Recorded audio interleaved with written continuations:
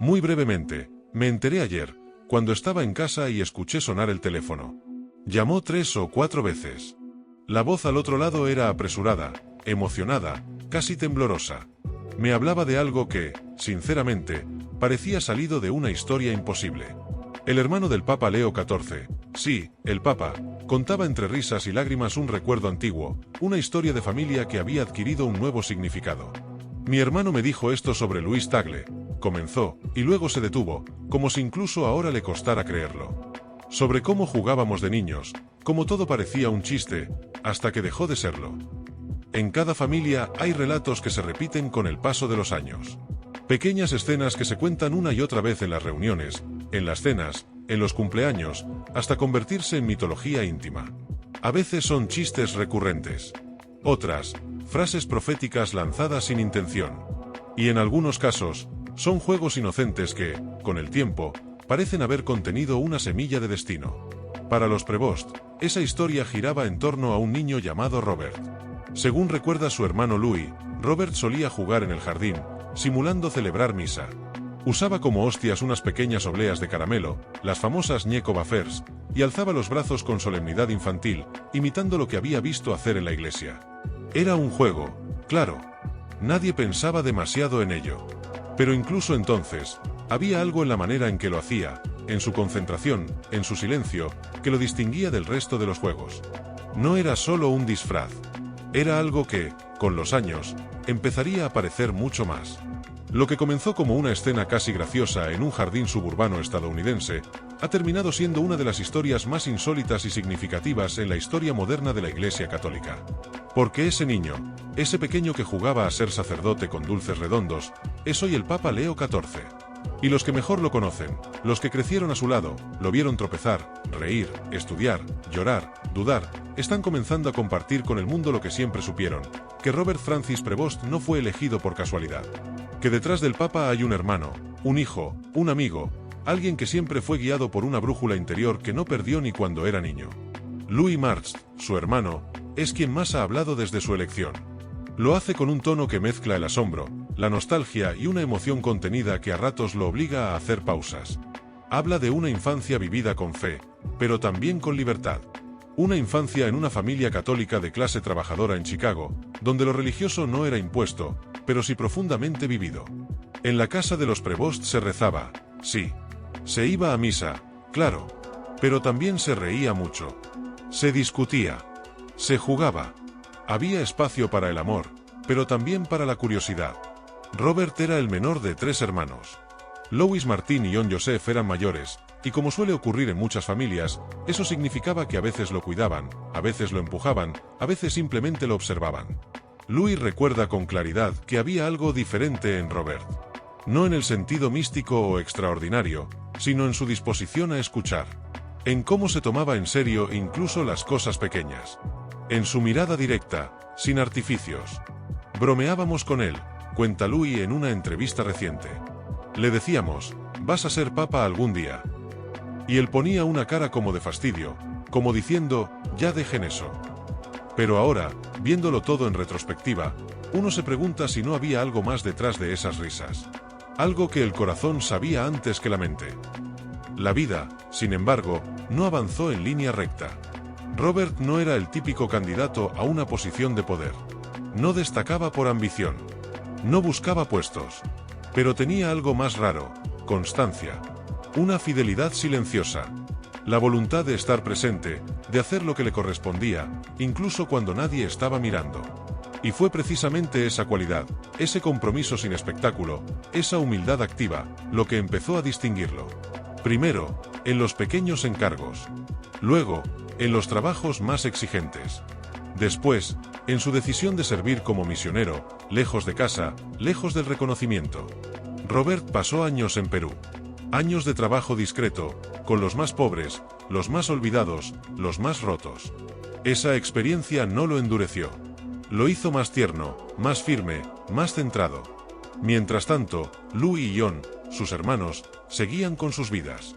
Seguían hablando con él, escribiéndose, enviándose mensajes, compartiendo tonterías como cualquier hermano. Uno de sus rituales diarios era jugar borle juntos. Ese sencillo juego de palabras se convirtió en un pequeño vínculo cotidiano. El tipo de cosa que parece insignificante, hasta que desaparece. Y entonces llegó el día en que todo cambió. Louis lo supo antes de que se anunciara oficialmente. Había algo diferente en el aire, dice. Esa energía, esa tensión. Me arrodillé a rezar. Empecé a refrescar la página de noticias cada pocos segundos, sin saber realmente qué esperaba. Hasta que escuché el nombre. Robertum Franciscum. Su reacción fue física, visceral. No lo podía creer. Se me fue el alma del cuerpo por un momento. Era una locura. Era ridículo. Y al mismo tiempo, era perfecto. Porque en ese instante, todas las bromas de infancia, todas las obleas de caramelo, todos los juegos en el jardín, todo cobró sentido. Su hermano ya no era simplemente un sacerdote. Ni siquiera un obispo. Era el vicario de Cristo. El líder espiritual de más de 1.000 millones de personas. Un momento que no solo fue un triunfo familiar. Fue, en palabras de Louis, un terremoto espiritual. Y sin embargo, a pesar de la alegría, del orgullo que llenaba cada rincón del pecho de Louis, había algo más. Una sensación nueva, desconocida, que se colaba entre la emoción. Algo parecido a la pérdida. Porque de un día para otro, su hermano ya no era solo suyo. Ya no era solamente el hombre que respondía sus mensajes de texto, que compartía anécdotas familiares, que pedía recetas o hacía bromas internas. Ahora era el Papa. El sucesor de Pedro. El hombre más observado del planeta. Y eso lo cambiaba todo. Ion, el hermano mayor, lo vivió de forma distinta, pero igual de profunda. Estaba en su sala, viendo la televisión sin grandes expectativas. Como muchos, había asumido que nunca elegirían a un estadounidense. Era demasiado complicado políticamente, decía. Demasiado improbable. Así que cuando escuchó el nombre de Robert entre los últimos contendientes, algo en su interior se tensó. Un presentimiento. Un y sí. Y luego, lo impensable se volvió real. La televisión anunció su nombre y me quedé inmóvil, cuenta. Fue surreal. Como si el tiempo se congelara. Luego vino el aluvión, llamadas, mensajes, correos, periodistas. Pero incluso en medio del caos, hubo una sola emoción que se impuso con fuerza: orgullo. Un orgullo sereno, profundo, casi sagrado. No mucha gente puede decir, mi hermano es el Papa, pero yo ahora puedo decirlo. Esa frase, dicha con naturalidad pero cargada de historia, encierra un universo emocional. Porque entre los hermanos Prevost no había competencia, ni distancia, ni resentimiento. Había cariño, juego, compañerismo. Compartían algo tan sencillo como una rutina diaria, sus conversaciones, sus partidas de borle, sus bromas sobre la edad o los achaques. Cosas pequeñas, normales, humanas. Cosas que, inevitablemente, ya no sabían si seguirían igual. Solíamos hablar todos los días, dice Ion con una media sonrisa. Ahora me pregunto si eso aún será posible. No lo dice con tristeza, sino con una melancolía inevitable. Porque lo que ha ocurrido no es solo un ascenso. Es una separación. Una transformación. Una vida que antes era íntima, accesible, ahora ha sido elevada al escenario del mundo. Lo cotidiano se vuelve raro. Lo cercano se convierte en símbolo. Louis lo vivió antes, incluso antes del anuncio. Unos días antes del cónclave, tuvo una conversación privada con Robert. Le preguntó, con la seriedad que solo los hermanos saben usar entre ellos, si te eligen, ¿aceptarás? La respuesta de Robert fue tan sencilla como poderosa: sí. Es de Dios. Está en sus manos. Aquel momento quedó grabado en la memoria de Louis. Porque no fue una respuesta política ni una evasiva. Fue una afirmación tranquila, firme, entregada. Sí. Es de Dios. Y en esas 4 palabras había toda una vida de fe, de obediencia, de discernimiento. Louis lo recuerda con un nudo en la garganta. Sí, soy el hermano del Papa, dice, pero no es fácil conseguir audiencia con el Papa. Esa frase, dicha en tono medio en broma medio en serio, revela una verdad que atraviesa todo el relato. La elección no solo cambió a Robert, cambió a sus hermanos, a su familia. Cambió las dinámicas, las distancias, los silencios. Porque la fama, el deber, la iglesia misma, no solo elevan, también separan. No por falta de amor, sino por el peso de la misión. Por las exigencias del rol. por el lugar que ahora ocupa su hermano en el tejido espiritual del mundo. Y sin embargo, a pesar de todo eso, de la distancia, de los protocolos, de los calendarios apretados y los compromisos globales, Louis y John siguen creyendo en él. No por lealtad ciega, sino porque lo conocen. Porque han visto cómo vive, cómo sirve, cómo escucha. Y porque saben que detrás de cada gesto público, detrás de cada homilía, hay un hombre que sigue siendo el mismo niño que un día jugó a consagrar obleas de caramelo. Para ellos, lo más importante no es el título. No es la sotana blanca, ni el balcón, ni las cámaras. Es el corazón. Y ese, dicen, sigue intacto. Lo que su hermano representa ahora, una iglesia en reforma, una iglesia que escucha, que se acerca a los pobres, que no se esconde detrás de rituales vacíos, no es una estrategia ni una imagen. Es su verdad más íntima. Es quien siempre fue. Y cuando Louis lo ve en televisión, cuando lo escucha hablar en esas grandes ceremonias, siente una mezcla extraña, alegría, nostalgia y una especie de orgullo silencioso. Lo miro y pienso, sigue siendo él. Solo que ahora, el mundo también lo sabe. Pero esa conciencia no borra lo humano. No elimina el anhelo de los abrazos familiares, de las risas compartidas sin cámaras, de las cenas sin discursos, sin flashes, de volver a hablar como antes. Porque en el fondo, siguen siendo hermanos. Y ese vínculo, invisible, resistente, es el que da a esta historia su peso real. Y mientras millones lo aclaman como papa, mientras las campanas repican en Roma y las pantallas del mundo repiten su nombre una y otra vez, Louis y John lo siguen viendo como su hermano. No como una figura lejana, vestida de blanco y rodeada de símbolos sagrados, sino como Robert. Su Robert. El que lloraba cuando se caía en bicicleta. El que se tomaba en serio los juegos de mesa. El que escuchaba más de lo que hablaba. El que alguna vez dudó de sí mismo y, sin embargo, nunca dejó de avanzar. Porque para ellos, y para quienes realmente lo conocen, Robert Francis Prevost no fue moldeado por la ambición. No buscó cargos, ni se proyectó hacia el poder. Fue el tipo de hombre que decía que sí cuando el deber lo llamaba, aunque prefería el silencio. Fue el tipo de sacerdote que se sentaba con los pobres, no para ser visto, sino para estar. Para compartir el pan, para aprender de su dolor. En Perú, vivió entre comunidades humildes, aprendió su idioma, sus costumbres, su lucha. Esa experiencia no fue un episodio decorativo en su currículo eclesiástico. Fue su formación más profunda. Su molde real. Y es precisamente eso lo que muchos encuentran tan conmovedor ahora que se ha convertido en papa, que no ha perdido esa esencia. Que la sencillez con la que jugaba en el jardín, con las obleas ñeco como hostias, sigue siendo visible en la forma en que camina, en cómo escucha, en cómo evita los gestos vacíos. Según Louis, eso es lo que lo define, una constancia silenciosa, una fidelidad tranquila a lo que siempre ha sentido como su llamado. No es un teólogo distante ni una figura inalcanzable. Es un hombre que ha sido moldeado por el humor de su familia, por la humildad de su barrio, por las luchas reales de la gente a la que sirvió.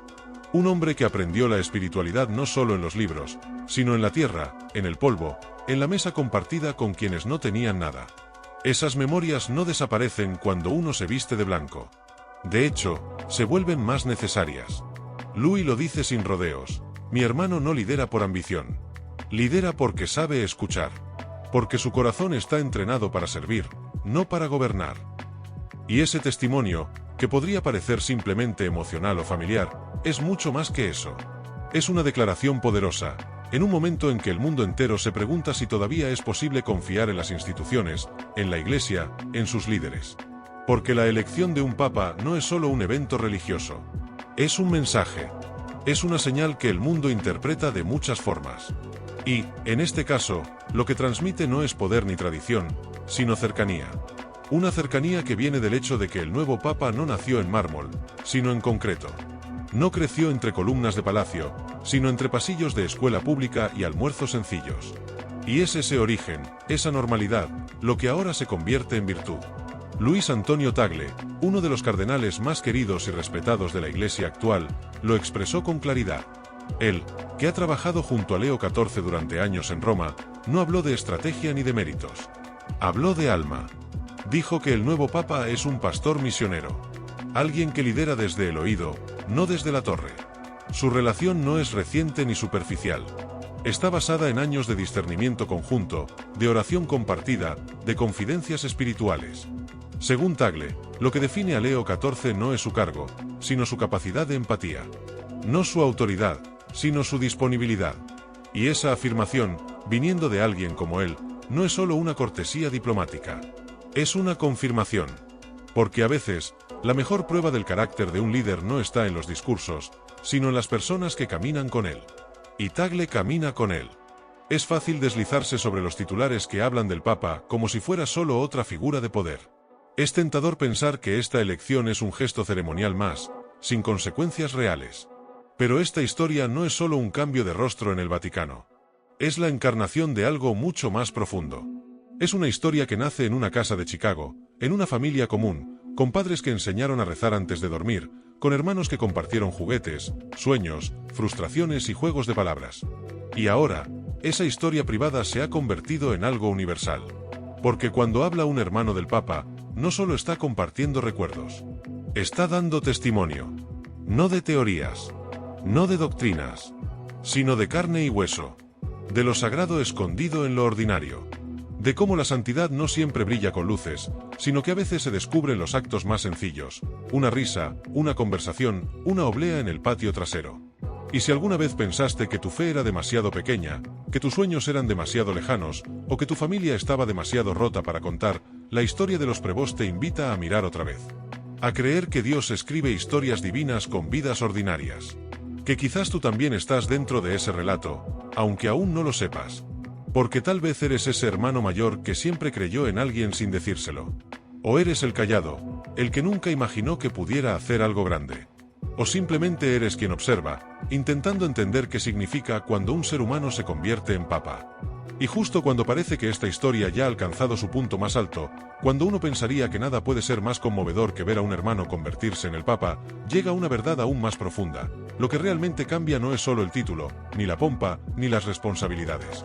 Lo que cambia, lo que realmente estremece, es el corazón de quienes lo rodean. La conciencia de que ya no es solo el hermano, el sacerdote, el amigo, sino el guía espiritual de más de 1.000 millones de personas. Y eso pesa. Eso transforma. Eso hiere un poco, incluso cuando se celebra.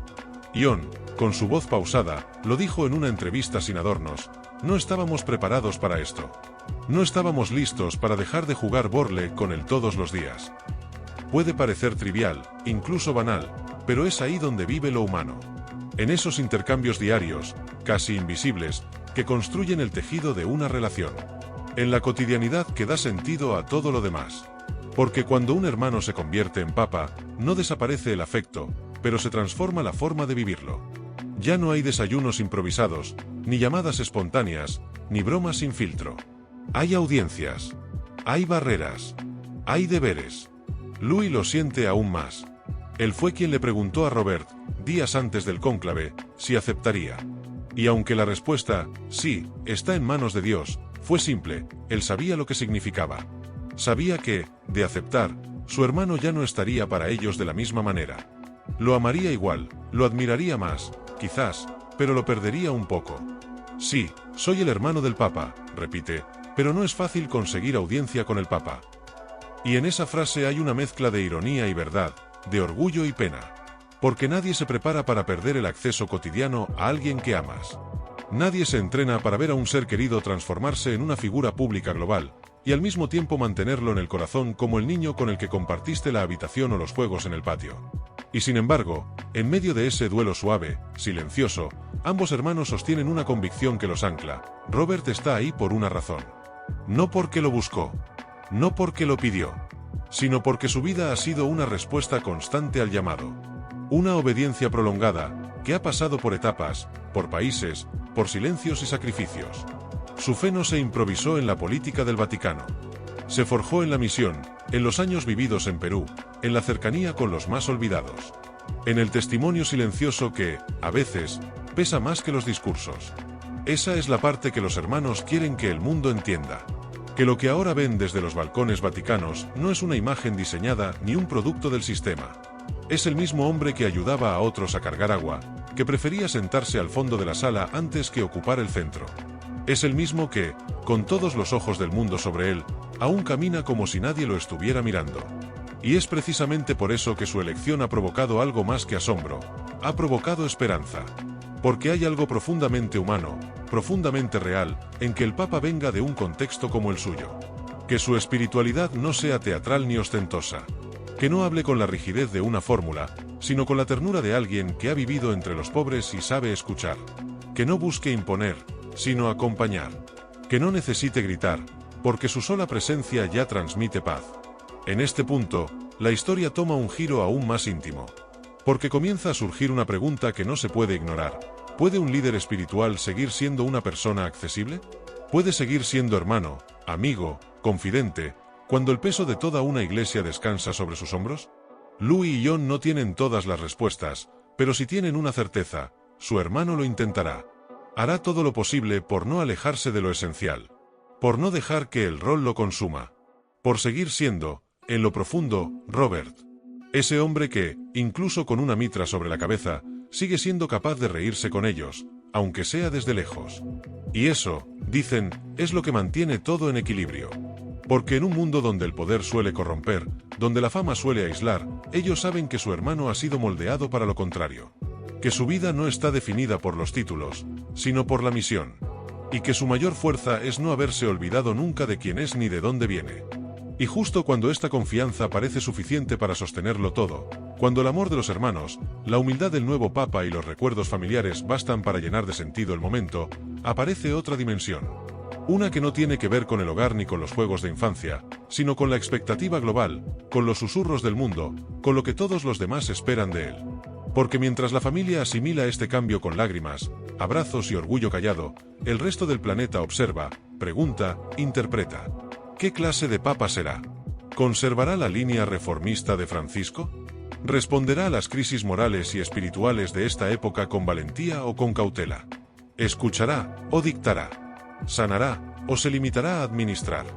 Y en medio de esas preguntas, surge otra figura. No en oposición, sino en armonía, el cardenal Luis Antonio Tagle. Su nombre había sonado con fuerza antes del cónclave. Muchos, dentro y fuera del Vaticano, lo veían como una opción luminosa, cercana, pastoral, profundamente comprometida con la Iglesia del Sur global. Para miles de fieles, sobre todo en Asia, Tagle representaba una promesa, la de una iglesia que no teme llorar con los que sufren, que escucha más de lo que sentencia, que acompaña antes de juzgar. Así que cuando el humo blanco anunció un nombre distinto al suyo, se generó un vacío momentáneo. No fue decepción. No fue escándalo. Fue algo más sutil, una pausa. Una respiración contenida. El suspiro de quienes habían soñado con una historia distinta. Y como ocurre siempre que se interrumpe una narrativa deseada, comenzaron las suposiciones. ¿Hubo rivalidad? ¿Hubo traición? ¿Alguien le pidió perdón a Tagle por no haber sido elegido? La verdad, sin adornos ni teatralidad, es simple, no hubo ninguna disculpa pública. No existió tal gesto. Ni en ruedas de prensa, ni en documentos del Vaticano, ni en medios confiables. Esa escena no ocurrió. Porque no tenía que ocurrir. El propio cardenal Tagle lo explicó con una claridad que desarma cualquier dramatismo. Esto no es una elección política. Aquí no hay candidatos. No hay derrotas. En lugar de alimentar narrativas de competencia, ofreció una lección de fe. Recordó que un cónclave no es un acto de poder, sino de discernimiento. Que no se trata de ganar, sino de obedecer. De escuchar. De entregar. Y lo más notable no fue solo lo que dijo, sino lo que hizo después. No se replegó. No desapareció entre bambalinas. Al contrario, fue él quien anunció públicamente la primera fase del programa de reformas del nuevo Papa. Fue él quien, sin haber sido elegido, dio el primer paso junto a Leo XIV. Y en ese gesto, más que en cualquier declaración, dejó claro dónde está su corazón. Porque si alguna vez hubo un rival, en el sentido más superficial del término, hoy ese rival camina al lado del Papa. No por cálculo. No por conveniencia. Sino por misión. Porque ambos comparten algo más fuerte que cualquier posible tensión, la convicción de que la Iglesia no se reforma desde el resentimiento, sino desde la entrega. Tagle eligió la gracia por encima del orgullo. Eligió servir. Y esa decisión, silenciosa, pero poderosa, dice más que 1000 palabras. Dice que el verdadero liderazgo no siempre brilla desde el trono. A veces lo hace desde la segunda fila, desde el consejo prudente, desde el gesto que no busca cámara. Y es precisamente ahí donde su influencia se vuelve más profunda, más creíble, más luminosa. Mientras tanto, el mundo sigue preguntando por qué no hubo una disculpa. Y la respuesta, en realidad, es otra pregunta: ¿por qué tendría que haberla? ¿Qué hemos hecho nosotros, como iglesia, como sociedad, para necesitar siempre un drama, una competencia, un perdón inventado? La verdad está en lo que ocurrió, no en lo que algunos imaginaron. Y lo que ocurrió fue esto: un papa fue elegido. Otro hombre, también lleno de fe y visión, se puso a su lado. Y juntos, ahora, caminan hacia adelante. Es fácil olvidar que detrás de los nombres, los títulos y los pronunciamientos oficiales, hay personas. Con alma. Con historia. Con heridas que no siempre se ven, y con coraje que no siempre se celebra. Pero si uno mira con atención, verá que en esta historia no hay perdedores. Solo servidores. Hombres que han aprendido que la obediencia verdadera no es sumisión ciega, sino confianza activa. Que el poder no se ejerce con mano dura, sino con corazón abierto. Por eso, cuando se intenta reducir este momento a una especie de victoria política o una derrota oculta, se le está quitando lo más importante, su dimensión espiritual. Porque el espíritu no elige como nosotros elegimos. No vota como nosotros votamos. No tiene favoritos. Solo tiene caminos. Y esta vez, el camino condujo a Robert, al hermano de Louis y John, al hijo de una familia obrera de Chicago. Y Tagle lo reconoció. Lo abrazó.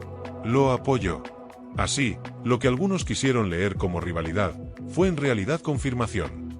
No una batalla perdida, sino una alianza silenciosa. Y eso, en tiempos de tanta polarización, es quizás el signo más claro de que el espíritu sigue soplando donde quiere.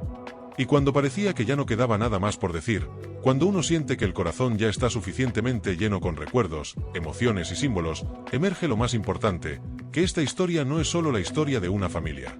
Ni siquiera solo la de una iglesia. Es una historia humana. Una historia de hermanos, de sueños, de llamadas que ya no llegan a tiempo. Una historia de silencios nuevos, de cercanías perdidas y de presencias que ahora se deben compartir con el mundo entero. Porque sí, John y Louis son los hermanos del Papa. Pero no dejaron de ser solo eso, hermanos. Y en esa palabra cabe todo. Cabe el orgullo, la nostalgia, el vacío.